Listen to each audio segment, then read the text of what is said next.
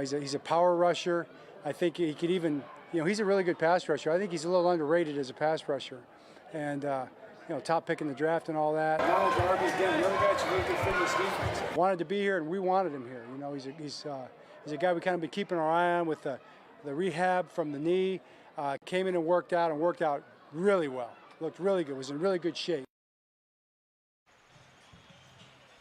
So let's flip to the offensive side of the ball. J.K. Dobbins and Rashad Bateman continue to trend upwards. Both guys participating in team drills for the very first time since debuting at training camp. And with the regular season set to kick off in less than a month, progress in their return to the field is key. They were both out there in team drills, moving around, looking good. So that was great to see. And I think our training staff, our strength staff have done a great job. And those guys themselves, have done a great job. I mean, Rashad has worked really hard to get himself back to where he is right now, and looks like he looked good today. Well, coming up tonight, Marlon Humphrey's surgery was a success. That according to John Harbaugh. More from Harbaugh on Marlon Humphrey. That's coming up tonight. Plus, Patrick Ricard, we hear from him for the first time since his return to the field. That and more when Sports Unlimited returns. Live in Owings Mills, Rocco DeSangro for Sports Unlimited. And here's one more look at that weekend forecast. Actually, this is shaping up to be one of the nicest weekends we've seen all summer long. And that's because we're taking a nice little break from the humidity, especially tomorrow. So Saturday looks awesome. Tons of sunshine, really comfortable. Highs in the mid-80s. Sunday's a little hotter and feels more like summer. The sunshine is here to stay and temperatures are going to climb with highs getting close to 90. We want to see how you're enjoying the fresh air this weekend. Send us your pictures. Do that by heading to foxbaltimore.com/chime-in. Vincent? Coming up on Fox 45 News at 6, video of a suspect released in the murder of Rachel Morin, how DNA from a crime in Los Angeles linked police to her killer. And a deadly robbery in Canton, what we know about the man shot and killed overnight.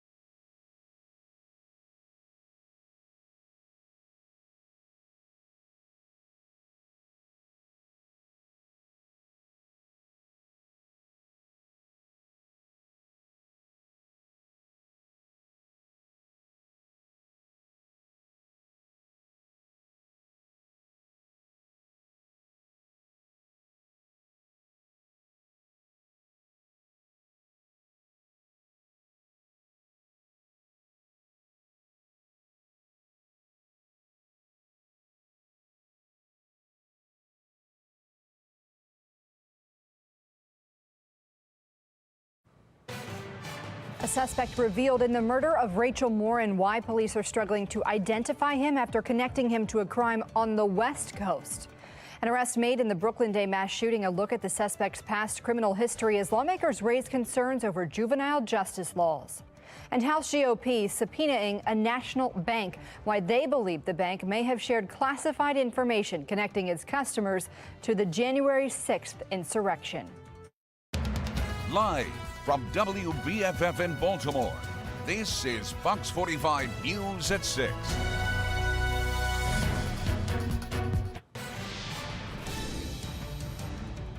We begin now with breaking news out of Harford County. A report of a suspicious package has led to road closures and building evacuations. This is all going on right now.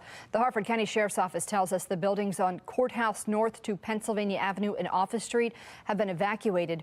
Residents being asked to avoid the area. Stay with Fox 45 News for the latest in this breaking story. Tonight in Harford County, uneasiness after police identify a suspect in the murder of Rachel Morin. The news not bringing much relief as the sheriff's office says it doesn't know who or where the suspect is. Police sharing they found him because of DNA from another violent assault of a child in Los Angeles. We don't have any clue where he could be. We don't even know if he's still in Harford County or in the state of Maryland, because obviously in March he was in California, and then here in August. Good evening, I'm Maxine Stryker. Fox 45's Amy Simpson headed out to the Ma and Pa Trail today. She has the latest on this case. It's harder to find people here who are not following this case. A walker today telling me she has pepper spray being delivered tomorrow. All as the Harford County Sheriff's Office says it's received about 150 tips just since that press conference last night. This 9-second clip captured on home surveillance on the other side of the country, moving a homicide investigation forward in Harford County, all while fueling more questions from the community. This DNA evidence has come back as a match. The Harford County Sheriff's Office sharing images of this man Thursday night, which shows him leaving the scene of a home invasion and assault in Los Angeles earlier this year. His face never fully visible. Only thing I can tell you was an attack on a young girl. Investigators revealing this man's DNA is the same DNA recovered from the crime scene along the Ma and Pa Trail nearly 2 weeks ago. That DNA was analyzed by the Maryland State Police, and it was ran through the National CODIS system. But beyond that DNA match, Harford County officials now calling on anyone to come forward to put a name to his face. We know nothing more about him other than he was in LA and committed that crime in March, and he was here in August and is the murderer, we believe to be the murderer of Rachel Morin. Investigators describing this suspect as a Hispanic male. We believe the suspect acted alone. In his early to mid 20s, 5'9", 160 pounds. I think now it kind of leads us down the path that we believe this was a person that Rachel probably didn't know. Maybe you could say potentially a random act of violence. The Los Angeles Police Department acknowledging the connection in a series of posts online, revealing the California crime happened on March 26th in the city's 77th Division. Los Angeles and Harford County investigators now working together to find this suspect in both crimes. I watch a lot of SVU, and I was like, now it's real life stuff. Like, you watch it on TV again, you're numb to it all until it happens here. But these new details merely breadcrumbs for some in the community. When can this get solved and just ease everyone's mind? Did she know him? Did she not know him? Is he from here? It's a lot of unanswered questions.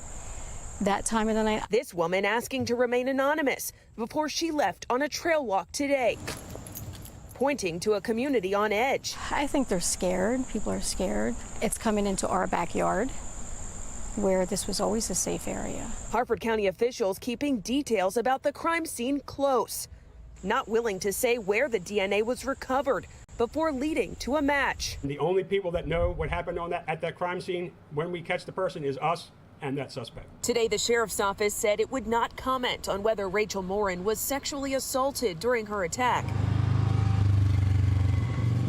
but did say right now there are no plans to patrol other local parks and trails, even with this suspect on the loose. We don't have any clue where he could be. We don't even know if he's still in Harford County or in the state of Maryland. And the Harford County Sheriff's Office says it will continue those visible patrols here at the Ma and Pa Trail until that suspect is arrested or they believe he's no longer in the area. In Bel Air, Amy Simpson, Fox 45 News.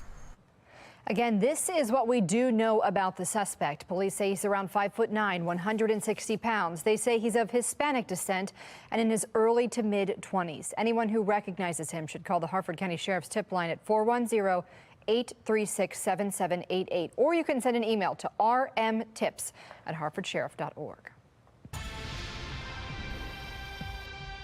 More than a month after the deadly Brooklyn Homes mass shooting, a suspect is finally behind bars. 18-year-old Tristan Jackson is the first to be charged for the attack that's believed to have involved multiple gunmen. Fox 45's Rebecca Pryor is taking a look at the latest details surrounding his arrest. Well, the 18-year-old is facing a laundry list of charges, but one key charge left off the list is murder, and it's unclear why, as our questions went unanswered due to the city choosing to announce this arrest quietly.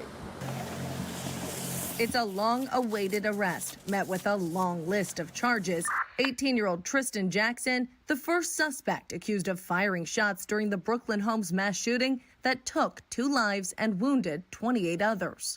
Police claiming Jackson caught on CCTV surveillance cameras, spraying 5 rounds in the direction of 7 unknown individuals who were fleeing. However, police not accusing him of firing the fatal shots. Charging documents obtained by FOX45 revealing of the more than 50 counts, mounting a max sentencing of up to 822 years behind bars. Murder, not one of the charges. Instead, the 18-year-old facing 7 counts of conspiracy to commit murder and 7 more for attempted murder, along with several other reckless endangerment, assault, and gun offenses. Fox 45 sending questions to BPD and the mayor's office asking, why was the suspect not charged with murder? Can the public expect more arrests to be made in the near future? And why was no press conference held to allow for questions concerning this arrest? So far, no response. There's no excuse for why there shouldn't have been a press conference. Community activist and peace spokesperson Morin criticizing the city for quietly announcing the arrest online in a case of this magnitude. It's made national headline news, and you finally, after more than a month, have a suspect. And all we get is a written statement. It's ridiculous. According to Morgan, avoiding inquiries about the arrest raises transparency concerns into the charges and the ongoing investigation. You do have to question what's their motive for choosing not to stand in front of a podium and announce that there has been an arrest and an actual suspect. It's troubling. And this is the first arrest directly tied to the shooting, but likely not the last. Sources close to Fox 45 say there could be up to 16 shooters. Reporting from BPD headquarters, Rebecca Pryor, Fox 45 News. The Brooklyn mass shooting is not the first time Jackson has been in trouble for having a gun. Police say on February 3rd, Jackson, who was 17 at the time, brought a 9mm handgun to Mervo High School. When he was confronted by police about it during lunch, he refused to be searched. After officers tackled him, they found a handgun with an extended magazine and 16 bullets in Jackson's waistband. He was then charged with 5 different weapons charges and put on home monitoring. Jackson's arrest yesterday now sparking concerns over what some are calling a revolving door of criminals. Nobody, no legislator did him a favor by allowing him to continue the behavior.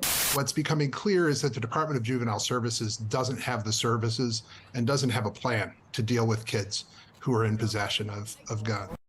Court documents showed Jackson was on supervision and wearing a GPS monitor at the time of the shooting.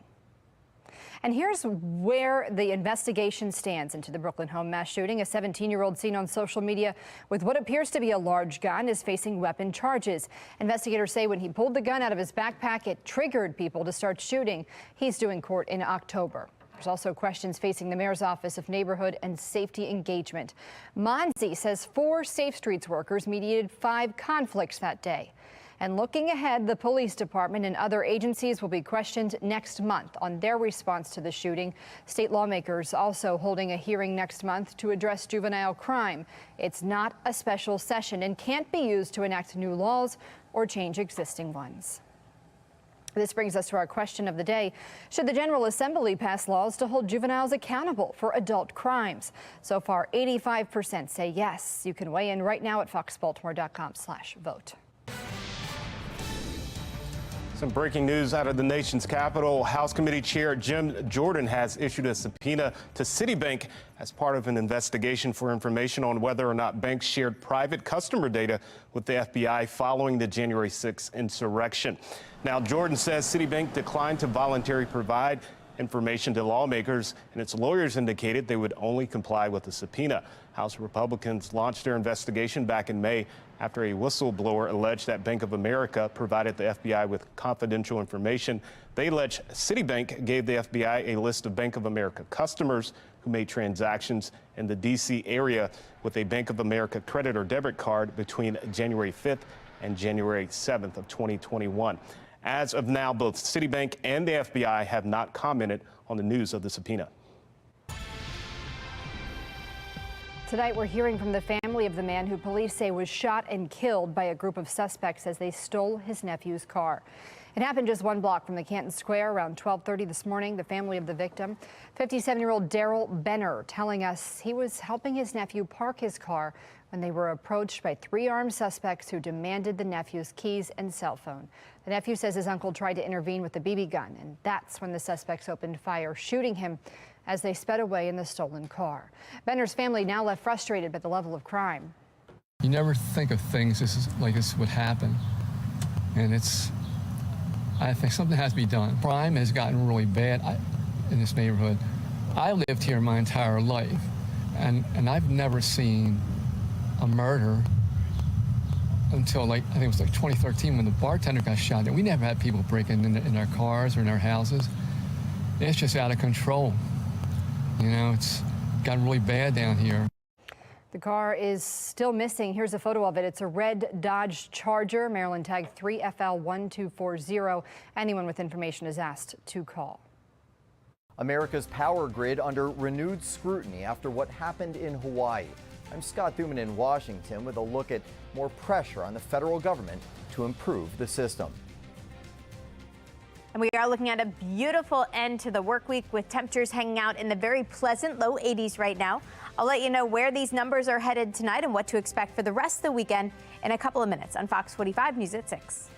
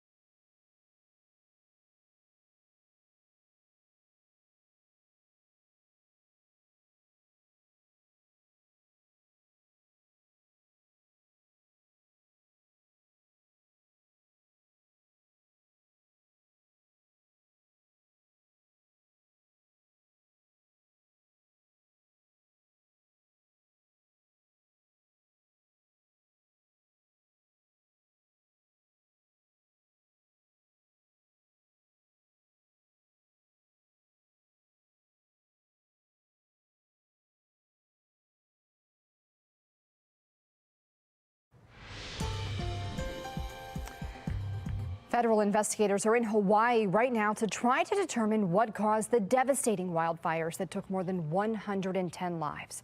One possible cause they're looking at is downed power lines sparking the flames, and it's bringing renewed attention to America's electrical system, with many wondering, is it up to date, safe, and getting the funding it needs. Sinclair's chief political correspondent Scott Thuman joins us live now from D.C. with more on this story. Yeah, Maxine, good evening to you. Of course, President Biden just in the past couple of hours amending the federal disaster declaration for Hawaii to make sure that that funding goes up. And granted, that is for the immediate need to help people, but many people say there's another area that also needs some cash increase. The devastation and staggering death toll from Hawaii's wildfires being closely watched almost 5,000 miles away in Washington. Power line just went down. Including suspicions faults in the power grid sparked that blaze, and raising more concern over the rest of the nation's electrical system, just as this week residents in Texas were asked to reduce energy use to avoid strain on the system amid a heat wave. We're underinvested by a few trillions of dollars. We're kind of coasting on a grid that we've built in the past century, and we've got a new century ahead of us with different demands. From computers to cars, investments, he says, aren't keeping up. One report indicating we'll spend between $1.5 to $2 trillion by the year 2030 to modernize the grid just to maintain reliability. Do you think Americans should expect more blackouts? Yes. Does that scare you? Yeah, it does. And it almost offends me. Last summer, for full measure, we went to Michigan to see how the transition to wind and solar and phase out older coal and nuclear is stressing the system. Because we don't have a technology that can store energy today, and I don't think we will in a decade. President Biden, a proponent of going more green, just announced billions more in federal dollars for upgrades. That funding can help ensure our electric grid is stronger, that the lights and air conditioning and internet stay on during heat waves and storms and other climate events. But that requires a sometimes challenging level of government cooperation. Because the electricity sector is generally regulated at the state level, not the federal level as much, there's a lot of people who have to be in the room to make those decisions. He says what Washington can do is force those conversations between the state and federal decision makers, also ease the permitting process, and of course, Maxine, something that all localities are always asking for more of, and that's provide more funding. Of course, and Scott, that I understand the situation in Hawaii will be getting more federal attention soon. That's right. President Biden announcing today that he will be going to Maui on Monday, he and the First Lady. And when they're there, of course, the top priority will get most of the attention. That's making sure that you are helping those who are most directly impacted by what just occurred there with those terrible fires. But at the same time, if there is more time, they can talk about the cause. And then, of course, if it is regarding the electrical grids, what kind of solutions need to be put in place. All right, Scott Thuman live in D.C. Thanks so much for joining us tonight. And now it's time for your Fox 45 triple cast. We are looking at a beautiful Friday night. Radar looks nice and empty. We've also got sunshine to match it over Towson and over M&T Bank Stadium. But we are looking ahead to our next weather maker and what that means for these comfy temperatures. First, we get a little taste of fall in tonight, followed by sunshine all weekend. But then we're going to start to heat up before the heat really returns next week and before our next chance for some showers and storms, which is actually still a ways away. So right now, all is quiet. High pressure is building in behind that cold front that's already moved through and ushered in that dry, comfy air directly from Canada. High pressure will take over as we head into the weekend, and that's why things look so quiet. We are tracking our dew point temperatures, but for a good reason. They're going down. Dew points indicate how much moisture is in the air. Lower the dew point, the drier the air. And right now, they are already pretty low, and they'll continue to fall overnight tonight and as we get into your Saturday morning, making for a refreshing start to your Saturday. So temperatures will stay down, dew points will stay down through Saturday morning, but then over the course of the weekend, you'll notice a gradual uptick in humidity. I don't think Saturday, I think it's Sunday that you start to notice that, along with the return of some heat. Otherwise, it's dry this weekend. We have high pressure building in and taking over both Saturday and Sunday. No real shower and storm chances on the horizon here. We do have a new cold front coming early next week. In advance of that, we're going to heat back up both Sunday and Monday. This front doesn't really have any rain or moisture associated with it. So as it drops in later Monday, it's just going to bring our temperatures right back down. But for the weekend, we're in good shape. Tons of sunshine ahead of us tomorrow with highs in the mid-80s. Sunday, the sunshine is here to stay. We stay rain and storm free, but it will turn a little hotter. So highs are back in the upper 80s to near 90 by the end of the weekend. And even hotter on Monday. Monday, we make a run for the mid and upper 90s before that dry cold front passes through late Monday, sending us back into the mid and actually low 80s by midweek. Now, in a couple of minutes, we'll take a look ahead at your full 10-day forecast, and I'll let you know where these temperatures are trending and when we are tracking a chance for showers and storms eventually. Maxine? Weather Window, presented by the National Weather Desk. Watch carefully as a possible tornado roared across a Rhode Island highway this morning, narrowly missing 2 cars. But another car on the road was reportedly lifted 10 feet into the air. A Ring camera captured this massive tree coming down in the storm. Other trees fell on homes, some had their tops sheared off, and all the rain left many roads underwater. Want to see your weather photos and videos on TV? Click Chime In on this station's website to share. Could immigration be the solution to fixing labor shortages across the U.S.? What business owners are demanding from Congress.